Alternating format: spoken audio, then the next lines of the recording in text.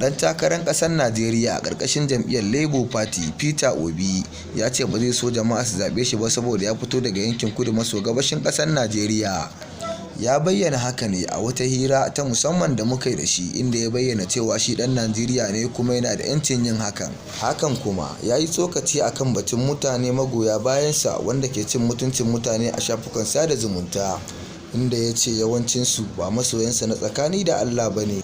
Idan wannan shine farkon shigowa channel ɗin nan namu na AS Pato TV, daure ka danna mana subscribe da alamar ƙararrawa domin samun sababbin shirye-shiryenmu da zarar mun ɗaura. Sai kuma batu akan Dauda Kahutu Rarara, inda jama'an Najeriya ke ta kawo korafi akan cewa wannan gasa da aka sa ta waƙar jagaba shine gaba, kawai an yaudare su ne. Sun riga sun bayyana cewa gasar da aka yi can a baya ta Bahar Dodar da kuma ta Dogara ya dawo duk ba nuna irin wannan son zuciya ba, amma su ba wai suna faɗan haka bane saboda su gaya ma Dauda Kahutu Rarara cewa shi ya yaudare su. Su dai sun faɗa cewa alƙalan da suka yanke hukunci a wannan gasa su ne ba su yanke daidai ba.